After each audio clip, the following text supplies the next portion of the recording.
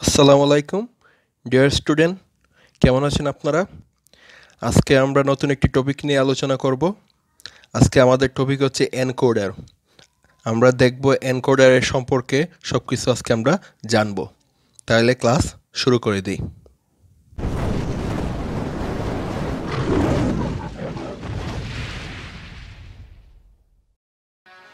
Encoder আলোচনা করার আগে আমাদের জানতে হবে এনকোডারটা কী এবং কোন কাজে আমরা ব্যবহার করি।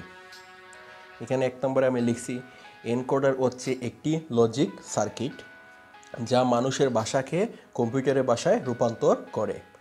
তার মানে কম্পিউটার আর মানুষের ভাষা তো এক না, আমরা সবাই জানি যে কম্পিউটার মানুষের মতো বুঝতে পারে না, মানুষের ভাষা কম্পিউটার ডাইরেক্ট বোঝে না, তার জন্য ওইটাকে আমরা কনভার্ট করতে হয়।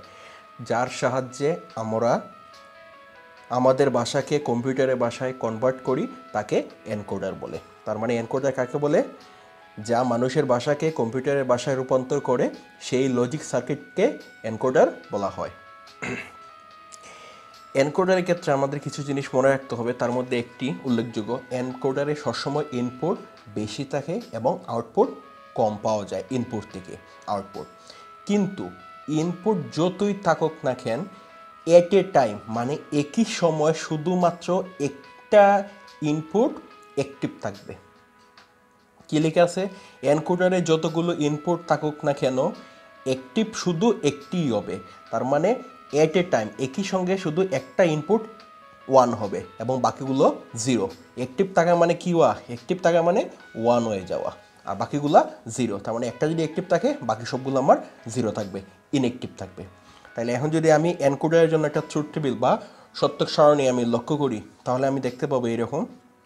যেহেতু আমি এখানে 4টা ইনপুট নিছি, আমি এটা কি করতেছি 4 to 2 লাইন এনকোডার বলে। এটাকে কি বলে? 4 to 2 লাইন এনকোডার। আজকে আমরা এইটা দেখবো এখন। আচ্ছা, 4 to 2 মানে 4টা ইনপুট থাকবে, তার বিপরীতে 2টি আউটপুট আমরা পাবো। 4টা ইনপুট দিলে আমরা 2টি আউটপুট পাবো, তার জন্য আমি 4টা ইনপুটের গড় নিলাম। তাহলে ইনপুট যদি আমি একটা ইনপুট ধরলাম I0, একটা I1, I2 এবং I3 এবং আউটপুট নিলাম A এবং B। তার মানে আমি 4টা ইনপুটের বিনিময়ে আমি 2টি আউটপুট পাবো। সেই ক্ষেত্রে এখন যদি দেখি, একটু আগে আমরা জানছি কি এনকোডারে এট এ টাইম আমরা শুধু একটি মাত্র অ্যাক্টিভ পাবো, মানে 1 পাবো, আর বাকিগুলা 0 হয়ে যাবে। তার মানে প্রথম লাইনে আমার এইটা যদি আমি 1 হয় তাহলে বাকিগুলো কি হবে? 0। দ্বিতীয়টা যদি আমি এইটাকে 1 নেই তাহলে বাকিগুলো কি? 0, কারণ আমরা জানি একটা ইনপুট একমাত্র অ্যাক্টিভ থাকবে, বাকিগুলো ইনঅ্যাক্টিভ থাকবে। এখন যদি আমি এই দুইটা 0 নিয়ে এইটার আমি 1 নিলাম, বাকি 3টা 0 করে দিলাম। এখন এইটারে 1 নিলাম, বাকি 3টা 0 করে দিলাম। আমরা চাইলে এইটাকে 1 নিতে পারবো, আমরা আবার প্রথমটার বেলায় ওইটাও আমরা 1 নিতে পারবো, কোনো সমস্যা নাই। আমার যে এইটাই নেওয়া লাগবে, এইটাই নেওয়া লাগবে, এই গড় যে নেওয়া লাগবে এমন কোনো কথা নাই। শুধু একটা কন্ডিশন ফুলফিল করলেই হবে যে এট এ টাইম ইনপুট আমার একটা অ্যাক্টিভ থাকবে এবং বাকিগুলা 0। এখন দেখি, এখন সেই ক্ষেত্রে এই রোতে কি আছে? এই রোতে একটা ইনপুট অ্যাক্টিভ আছে, বাকি 3টা ইনঅ্যাক্টিভ। ওকে, এখন আউটপুট কি হবে? আউটপুট বের করার নিয়ম হচ্ছে আমি আগে দেখব এই 4টার মধ্যে কততম কলামে আমার ইনপুটটা অ্যাক্টিভ আছে। মানে আমার 4টা কলাম আছে, 4টা কলামের মধ্যে কোন কলামটার মধ্যে ইনপুট 1। তা আমি দেখতেছি প্রথম কলামে ইনপুট 1। প্রথম কলাম কোনটা? I0 বা I0। I0 সমান 1 এখানে। তার মানে আমি 0 বাইনারিটা এখানে বসিয়ে দেব রেজাল্টে। তাহলে 0 বাইনারি কত? 0। শেষ। 2 নম্বরটার বেলা দেখব যে কোন কলামে আমার মানটা অ্যাক্টিভ আছে। আমি দেখতেছি I1-এ আমার মান অ্যাক্টিভ আছে, তার মানে 1-এর বাইনারিটা আমি বসিয়ে দেবো। 1-এর বাইনারি কত আমরা জানি? 0, 1। তদ্রুপ 3 নম্বরটার মধ্যে I2-র ভ্যালু অ্যাক্টিভ আছে, তার মানে 2-র বাইনারি আমরা জানি 1, 0। তদ্রুপ সবার শেষেরটার মধ্যে I3-র মান অ্যাক্টিভ আছে, তার মানে 3-র বাইনারি বসিয়ে দেবো। 3-র বাইনারি কত? 1, 1। শেষ। আমরা 4টা ইনপুটের বিপরীতে আমরা 2টি আউটপুট পেয়ে গেছি। এখন এইটা হলো এনকোডারের প্রত্যক্ষ সারণী বা ট্রুথ টেবিল। এখন আমরা যদি এনকোডারে একটা ইকুয়েশন দেখি, মিন টার্ম ইকুয়েশন যাকে বলে, ইকুয়েশনটা কীভাবে, আমি এ সমান লিখতে পারি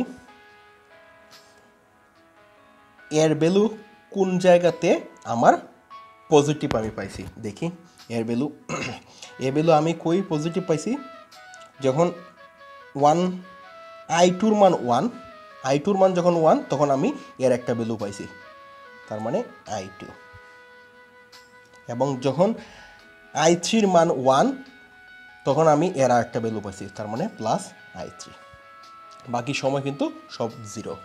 সেমভাবে বি সমান বি, যখন এইটা 0 এইটা 1, এখানে আমি 1 পাইছি, কখন আমি 1 পাইছি, যখন i1 সমান 1 তখন আমি আউটপুটে 1 পাইছি, মানে i1 প্লাস, আবার দেখি আবার লাস্টেরটায় পাইছি, লাস্টেরটা মানে i3 যখন 1 ছিল তখন বিতে আউটপুট আমি 1 পাইছি, তার মানে এখানে কী হবে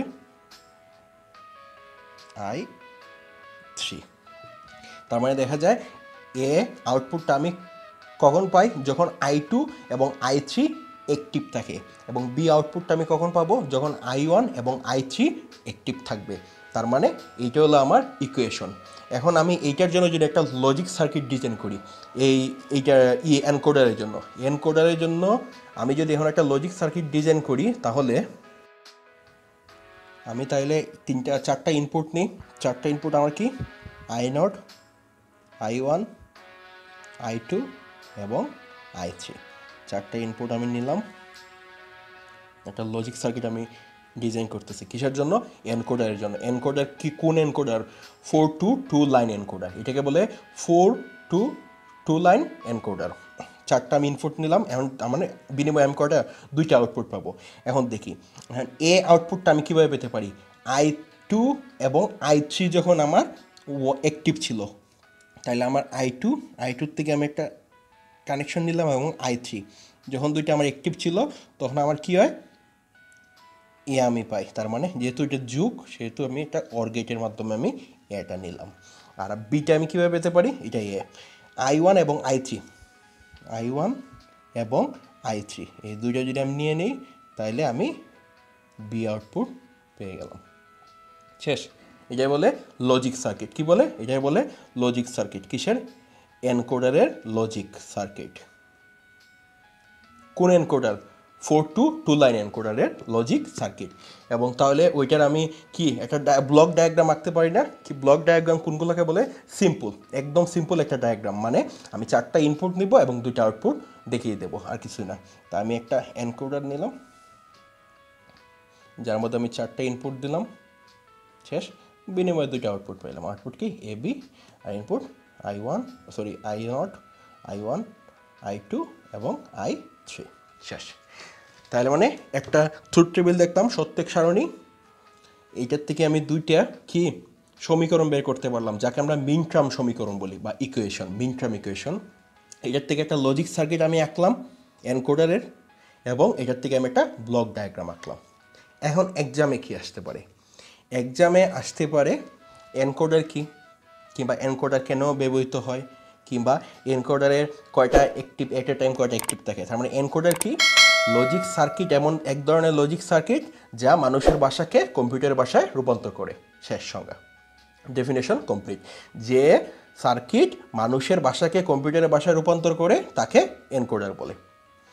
এনকোডার এট এ টাইম, এনকোডারে একটা সুইচ অ্যাক্টিভ থাকে, বাকিগুলা ইনঅ্যাক্টিভ থাকে।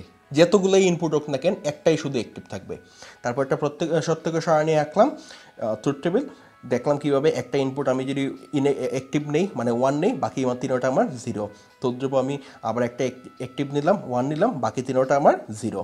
তারপরে এটা একটা আউটপুট বের করলাম। আউটপুট কীভাবে বের করলাম, আমি প্রথম রোতে দেখলাম এইখানের মধ্যে কোনটা অ্যাক্টিভ আছে, i0 মান অ্যাক্টিভ, তার মানে 0 বাইনারি বসিয়ে দিলাম। দ্বিতীয়টার মধ্যে i1 অ্যাক্টিভ, তার মানে 1 বাইনারি বসাইছি। তৃতীয়টার মধ্যে i2 অ্যাক্টিভ, কি 2 বাইনারি বসিয়ে দিয়েছি। চতুর্থটার মধ্যে, লাস্টেরটার মধ্যে i3 মান অ্যাক্টিভ, তাই কি বসিয়ে দিছি, 3 বাইনারি বসিয়ে দিলাম। তারপরে ওইটার থেকে একটা সমীকরণ আঁকলাম, ওইটার থেকে, আর ওই সমীকরণ থেকে একটা লজিক সার্কিট আঁকলাম। আমরা এইভাবে যাচ্ছি মূলত, আমরা ট্রুথ টেবিল থেকে একটা সমীকরণ থেকে আমি একটা লজিক সার্কিট আঁকলাম, এবং লজিক সার্কিট থেকে আমি একটা ডায়াগ্রাম আঁকতে পারলাম। তাহলে এই হলো আমার এনকোডার এবং 422 লাইন এনকোডারের বর্ণনা। তাহলে সবাই ভালো থাকুন, সুস্থ থাকুন। আজকে এতটুকুই, পরবর্তী ক্লাসে আবার দেখা হচ্ছে। ধন্যবাদ।